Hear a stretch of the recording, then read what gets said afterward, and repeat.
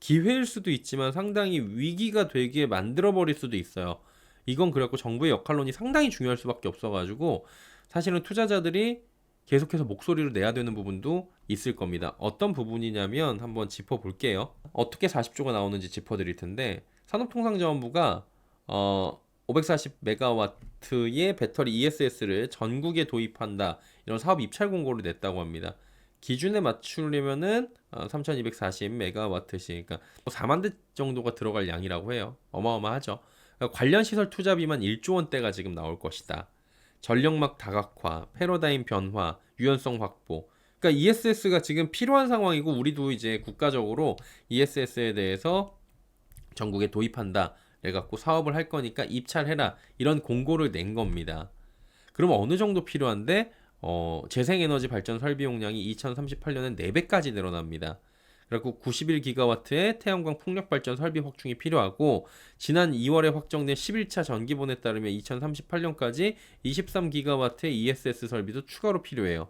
그래가지고 양수 발전이 뭐 이런 거 다 빼고 1.25기가와트의 추가 건설이 좀 가능하다. 2036년, 2038년에 가서야. 그러다 보니까 정리하자면은 앞에가 좀 길어요. 뭐 이거 되게 어렵잖아요. 뭐가 많고 이거 사실 수치 외울 필요는 없습니다. 그래서 정리하자면 뭐냐면은 2038년도까지 근데 좀 멀죠. 14년이 남았습니다. 약 20기가와트의 ESS를 대부분 배터리 방식으로 채워야 되는 거예요. 이게 핵심인 겁니다. ESS를 어떤 방식으로 채우냐? 배터리 방식으로 채울 전망인 셈이다. 라고 얘기가 나오고 있는 거고요.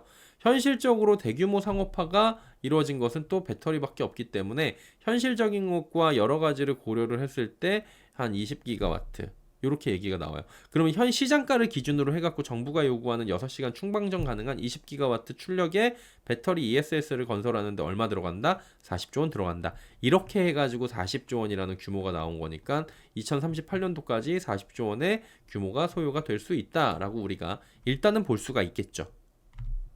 그 관건은 뭡니까? 이거 우리나라 기업들이 사업에 유리한 건지 입찰에 유리한 건지를 좀 봐야 되는 거예요. 이 사업은 산업부가 2026년도까지 540메가와트를 설치하고 15년 동안 운영할 사업자를 선정하는 프로젝트인데 총 투자 규모가 1조 원대고 충방전 시간 6시간 기준 3.2기가와트시의 배터리가 필요하다. 그래가지고 여기에 이제 사업으로 들어가는 사람들도 있을 거고 배터리가 들어가는 것도 있고 뭐 여러 가지가 있겠죠. 근데 사업 규모는 배터리에서는 한 40조 원 규모다. 그럼 유리한 기업 조건부터 한번 우리가 따져봐야 되는 거예요. 자, 조건은 요번에 입찰을 할 때 유리한 조건은 뭡니까? 가격 경쟁력을 가장 높게 봅니다. 최대 점수예요.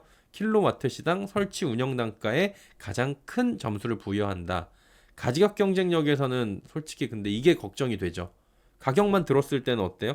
우리나라는 지금 구조가 3원계 구조인데 그리고 3원계로 들어가야 될 수가 있는데 야 이거 LFP 기반의 중국산하고 이거 됐을 때는 가격이 이거는 방법이 없는데 라고 얘기가 바로 나올 수 있겠죠. 그리고 국내 대한민국 산업에 대한 기여도가 24점이에요. 배터리 인버터 전해질 그러니까 부품의 국사 화율이 얼마냐 고용 창출을 얼마나 하냐 이건 이제 국내 소재 부품 공급망을 확보한 기업들이 유리할 수 있죠. 뭐 엔솔이나 SK온이나 삼성 SDI 당연히 배터리 3사가 유리하고 여기에 있는 같이 들어가는 이제 밸류체인 애들이 유리할 수가 있다라는 거야. 이건 오케이. 재활용성. 재활용? 그러니까 말 그대로 폐배터리에 대해서 어떻게 할 거냐. 이것도 3원계가 유리하죠. 3원계는 재활용 측면에서 가능하니까. 근데 LFP는 지금은 묻어버리고 있잖아요. 왜냐면 수익성이 안 나오니까. 근데 이마저도 지금 우리나라 기업들이 LFP도 하려고 하고 있다라고 인터배터리 가서 제가 인터뷰를 하긴 했었는데 아직까지 이렇게 내세울 정도로 막 그건 아닌 것 같아요. 그러면은 큰 그림에서 보자면은 재활용이 된다. 이거는 3원계 쪽. 그럼 이것도 우리나라가 유리. 국내 기업들이. 근데 이거 얘기하면서 국내 입찰하는데 국내 기업이 유리한 걸 지금 따지고 있는 이 상황이 맞나 싶긴 한데 어쨌든 간에요. 기술 안전성 측면, 화재 위험이나 BMS 이런 거 수명을 보는데 우리나라 같은 경우에 이제 BMS부터 해가지고 화재 위험 관리 이런 것들에 대해서 작년부터 해가지고 계속해서 어필이 되고 있고 이 시스템을 만들어가고 있다라고 하는 거죠.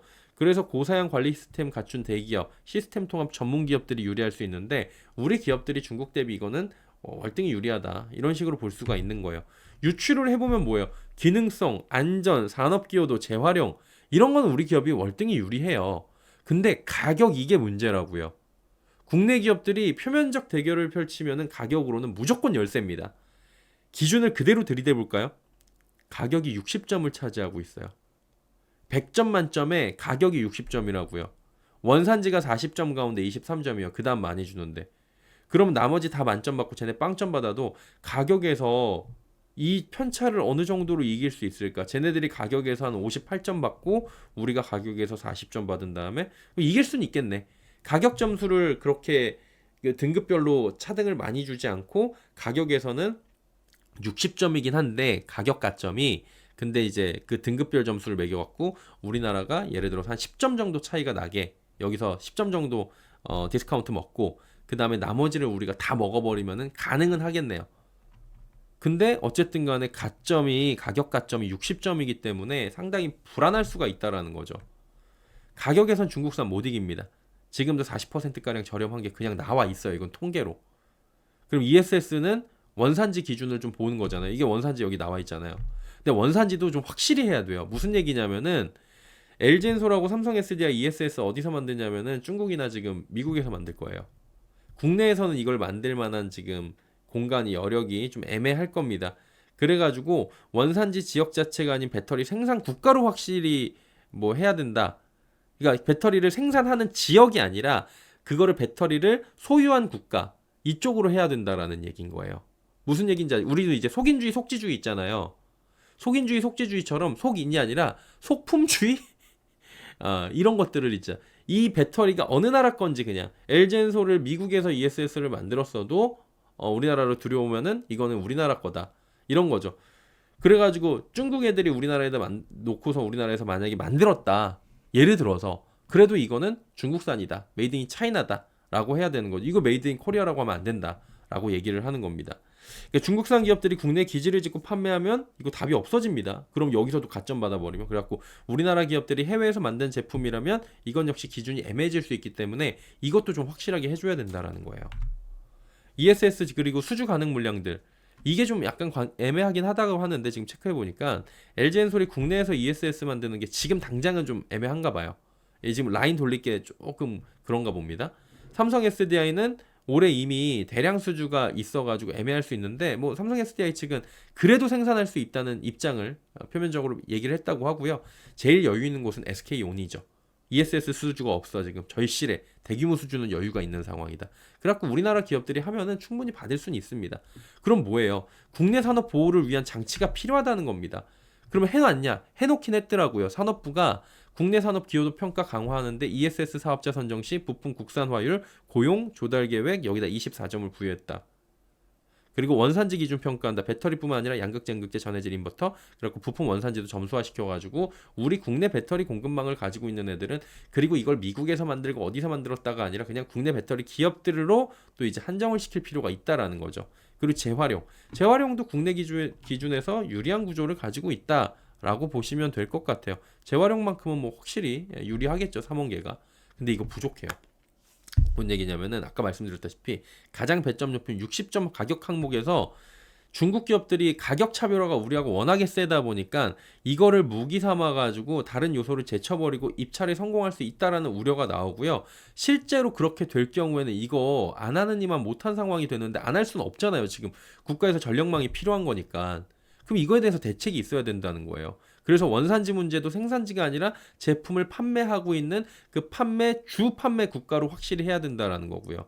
그렇기에 단순하게 이게 정량적 평가 항목들의 배점을 국내 기업에 유리하게 바꿔야 한다는 지적들이 좀 나오는 거예요. 거기다 정성적 평가도 들어가야 된다는 거죠.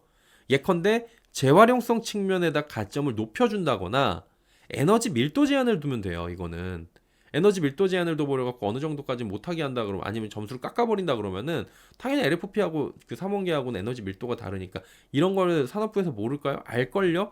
이거에 대해서 얘기를 해야 됩니다. 산업적 구조의 보호가 좀 이제 구조적인 보호가 좀 필요하다라는 거고 상호주의도 좀 고려해야 되죠. 야, 중국한테 그렇게 했다 어떻게 뭔 소리야 그게 도대체 중국은 우리나라 게 들어가질 못하게 하는구만. 이미 중국은 자국 산업 보호에 온갖 방법을 진짜 다 동원하고 눈 부릅뜨고선 지네 나라 거 해가지고 보조금 줘버리고 다른 나라 건 보조금 안 주고 못 사게 만들어버리고 이러고 있는데 우리는 그런 게 없잖아요. 지금 이 상황에서 텃밭까지 뺏기라고 ESS까지 그거는 진짜 눈 뜨고 볼 수가 없는 거고, 그 ESS가 설령 우리하고 어느 정도의 기술 차이인지도 모르는 것을 가격 하나 때문에 들어오는 이런 상황을 만들어버리는 기준 자체가 그게 말이 안 된다는 거죠. 업계 전문가들도 현재 대한민국이 ESS 도입 필요하다는 게 한 목소리 냅니다. 이 과정에서 국내 산업 보호가 필요하다는 거예요. 사업 참여 기업들이 지금 국내 기업의 2차 전지를 사용할 수 있도록 가점을 주는 등의 그런 유도 정책을 잘 설계해 나가야 된다고 이런 의견들이 나올 수가 있다라는 겁니다. 정책적인 효과를 주는 게 별게 아니라는 거예요. 이런 것들에 대한 세부적인 것들을 좀 디테일하게 잡아가지고 하나하나 우리 기업들이 좀 자생할 수 있는 그런 텃밭을 만들어줘야 된다는 거죠. 아니, 안방에서 이거 뺏기는 그런 위험성이 이미 존재를 한다는 게 말이 돼요? ESS는 전 세계적으로 개화하고 있습니다. 오히려 미국이 우리한테 이게 우호적인 거잖아요. 국내도 ESS 산업이 개화할 수밖에 없는 구조인 거죠. 해외는 수주가 막 늘어나고 있고 미국이랑 유럽 막 하고 있잖아요. 우리나라 기업들한테. 미국은 중국산을 막고 있죠. 근데 그런다고 우리 기업들이 무조건 살아나는 구조는 아니에요. 미국이 중국을 막아준다고 해갖고 우리가 나아지겠죠. 근데 그거 하나만으로는 힘들다라는 거예요. 각 기업들은 당연히 경쟁력 찾아야 하는 이게 1순위입니다. 기업들은 기업들 나름대로의 자생책, 자구책, 그 다음에 기술력이 있어야 되는 거 이게 기본이에요. 개인기는 있어야 되는 거고 국가에서 이를 고려해갖고 정책을 수립해가지고 해줘야 되는 그런 중차대한 시기입니다. 중국의 안방을 내줄 수 있는 구조 자체를 시작부터 만들지 않는 게 중요한 거고 이거를 호재인지에 대해서 이미 한번 따져보자면 이번 ESS 국내 산업은 당장 큰 호재가 되기는 안타깝지만 좀 어렵다고 봅니다. 개인적으로는. 이게 40조 사업을 모두 우리 국내 기업들이 가져갈 수 있다고 하더라도 2038년도기 때문에 좀 너무 먼 미래예요. 그래가지고 기대만큼 큰 수익이 수익률부터 해가지고 영업이익률부터 당장 날 수는 없다는 것에 대해서는 미리 체크가 좀 필요할 것 같고요. 그리고 혹여나 중국 기업들이 수주를 이거를 해 간다면 안방을 내주는 꼴이 될 수 있잖아요. 그런 또 우려가 나올 수 있잖아요. 그럼 그런 거 가지고 또 노이즈를 만들 수가 있어요. 그러니까 그런 거를 사전에 좀 차단을 해야 된다라는 말씀을 드리는 거고 반대로 이것 때문에 떴다 큰 것 떴다 호재다 여러분 이제 안심하세요 라는 얘기들이 나올 수도 있는데 그거에도 너무 휘둘리지 마시라는 말씀을 드리는 거예요. 이미 벌써부터 이거 기사 뜨자마자 중국 기업들이 우리 안방 가져가면 어쩌나 이런 기사 나오고 있습니다. 국내 기업들의 경쟁력이 지금 가격 경쟁력 특히 떨어진다는 얘기들이 나오고 있어요. 그러니까 그런 부분을 좀 체크를 하시라는 거고요. 업황 자체가 지금 워낙 안 좋으니까 이런 얘기 하나하나에 휘둘릴 수도 있고 분위기가 안 좋아질 수 있고 노이즈가 발생할 수 있다라는 것까지도 우리가 체크를 해야 돼요. 자, 국가에서는 지금 우려가 벌써부터 막 나오고 제기를 하잖아요. 지적을 하잖아요. 그러면은 우려를 시작부터 없애줘야 돼요. 안방을 타국한테 내주는 일 특히나 진짜 설마 그럴 리는 없을 거라고 봅니다. 문 슬그머니 열어가지고 진짜 안방 열어주는 이딴 짓거리 하는 설마 그런 일들이 있겠어요. 이거 절대 안 될 겁니다.